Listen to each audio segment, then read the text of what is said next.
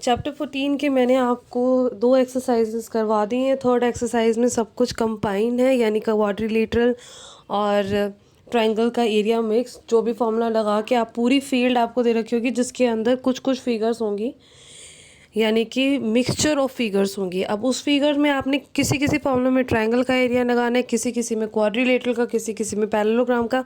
तो आज मैं सबसे पहले आपको रिव्यू करवा रही हूँ कि what kind of formulas we have learn, जो हमने कौन कौन से फार्मूला, किस किस तरीके के फार्मूला हमने लर्न किए हैं। ठीक है, चैप्टर 14 में सबसे पहले हमने किया था एरिया ऑफ रोम्बस। उससे पहले स्क्वायर, रेक्टेंगल, ट्रायंगल, इन सब का एरिया आपको पता ही है। तो area of rhombus, so area of rhombus आपका क्या था। रोम्बस आपको पता है किस शेप में होता है, जो आपकी काइट शेप में होता है उसे रोम्बस कहते हैं, जिसकी ऑल साइड्स इक्वल होती है लेकिन सारे एंगल्स 90 डिग्री नहीं होते, उनके डायगोनल्स 90 डिग्री पे मीट करते हैं और एक दूसरे को इक्वल पार्ट में डिवाइड करते हैं। So area of rhombus is equal to, अब आपको पता है डायगोनल क्या होते हैं, उसके जो ऑपोजिट वर्टेक्स मीट करते हैं एक दूसरे को, उसको डायगोनल कहते हैं। तो अगर आप एरिया ऑफ रोम्बस निकालेंगे तो 1/2 इंटू डायगोनल का प्रोडक्ट, यानी कि मल्टीप्लाई ऑफ डायगोनल्स।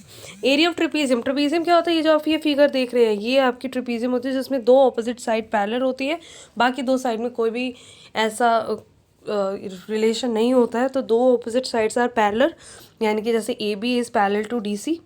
एक बड़ी होगी एक छोटी होगी, यानी कि इक्वल भी नहीं होगी। अगर इक्वल होगी तो पैरेललोग्राम या स्क्वायर बन जाएगा या रेक्टेंगल बन जाएगा, राइट। तो एरिया ऑफ ट्रेपीजियम कैसे निकालोगे, 1/2 into sum of parallel side, यानी कि पैरेलल साइड का सम, यानी कि इस जगह से इस फिगर की बात करें तो A B plus D C, whole को पहले इन दोनों को प्लस करके उस होल से मल्टीप्लाई करोगे हाइट। हाइट यानी कि जो आप ए से या बी से या फिर कहीं से भी, क्योंकि पैरेलल लाइंस के बीच में कहीं से भी आप हाइट देखो परपेंडिकुलर, वो सेम होती है। तो इनटू में हाइट जो आपको क्वेश्चन में गिवन होगी। एरिया ऑफ क्वाड्रिलेटर, क्वाड्रिलेटर यानी कि ना वो पैरेललोग्राम हो सकता है, पैरेललोग्राम हो या कुछ भी हो, लेकिन या वो कोई रिलेशन भी ना दे रखा हो, सिर्फ आपके पास क्वाड्रिलेटरल दे रखा हो। तो आप कैसे निकालोगे, आपको पता है क्वाड्रिलेटरल को अगर हम दो हिस्सों में बांटते तो दो ट्रायंगल्स बन जाते हैं। अगर आप इसमें से देखेंगे ट्रायंगल ए बी सी मैंने यहाँ पे बनाया और ए डी सी बनाया, इन दोनों का अलग अलग आप ट्रायंगल का वो निकालोगे तो क्या होगा, half into base into height आप लगा सकते हो, क्योंकि हमारे पास हाइट है। तो अगर उसमें से हम सॉल्व करके हाइट वगैरह निकालें तो हमारा ये वाला फॉर्मूला बनता है 1/2 into one of the diagonal, कोई भी डायगोनल एक, अगर ए सी लिया है तो उसके ऑपोजिट वर्टेक्स से जो आपके परपेंडिकुलर आ रहे हैं ऑफसेट, उस डायगोनल के ऊपर वो, यानी 1/2 इंटू वन डायगोनल की लेंथ, कोई भी एक diagonal into sum of offset, offset यानी कि जो ये परपेंडिकुलर आ रहे हैं ऑपोजिट वर्टेक्स से। एरिया ऑफ पैरेललोग्राम, पैरेललोग्राम का एरिया कैसे निकालते हैं, B into H, base into height. अब बेस अपने कौन सा लेना है, जिस पे आपकी हाइट फॉल कर रही है। जैसे अब मैंने ये वाला, अगर मैंने हाइट ली जो यहाँ पे बढ़ रही है, ये हाइट जिस लाइन के ऊपर फॉल कर रही है वो बेस आपने लेना है, यानी कि डी सी और ए बी दोनों इक्वल होंगे।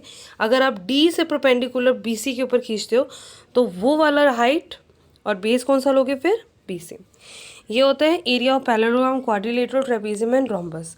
अब देखेंगे एरिया ऑफ ट्रायंगल, आपको पता ही है 1/2 into B into H, half into base into height. अब ये कब कब लगता है, या तो ट्रायंगल ही आपका राइट एंगल ट्रायंगल है, जैसे A B C, right angle at B. Right angle का होना बहुत ज़रूरी है इसके अंदर, क्योंकि जहाँ पे भी हाइट की बात करते हैं दैट इज़ 90 डिग्री हाइट, ठीक है, ऑलवेज परपेंडिकुलर हाइट।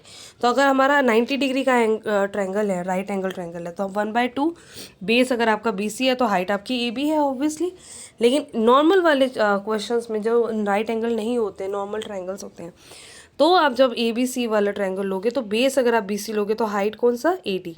अगर बी से कोई परपेंडिकुलर जा रहा है तो वो हाइट लोगे तो आप बेस कौन सा लोगे, ए सी, यानी कि ऑपोजिट वर्टेक्स से जो हाइट जाती है उसके ऑपोजिट में जो बेस होता है वो वाला बेस लेते हैं, ठीक है।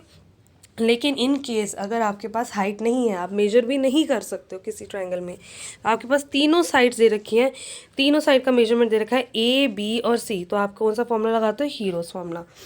हीरोज़ फॉर्मूला में आप कैसे निकालते हो, पहले आप सेमी पेरीमीटर निकालते हो, सेमी पेरीमीटर के बाद एरिया निकालते हो। एरिया कैसे निकालते हो, semi perimeter into semi perimeter minus first side into semi perimeter minus second side into semi perimeter minus third side, और उसको पूरे का अंडर रूट, यानी कि s into S minus A into S minus B into S minus सी।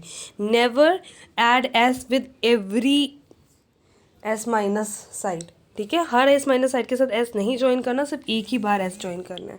तो उसका पूरे का स्क्वायर रूट आपको निकालना आता है, वो आपका आ जाएगा area of triangle with all sides given.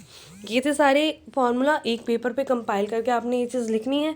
और सारे क्वेश्चन 14.3 के भी कुछ क्वेश्चंस आपने ट्राई करने हैं, जिसमें एरिया ऑफ फील्ड होगा, यानी कि अलग अलग फिगर होंगे, उन फिगर्स को अलग अलग आपने एरिया निकालना है। जो एरिया निकालोगे उसको इस तरीके से टिक कर लेना पेंसिल से छोटा सा, और बाद में सारे एरियाज़ को प्लस कर देना, टोटल एरिया आ जाएगा।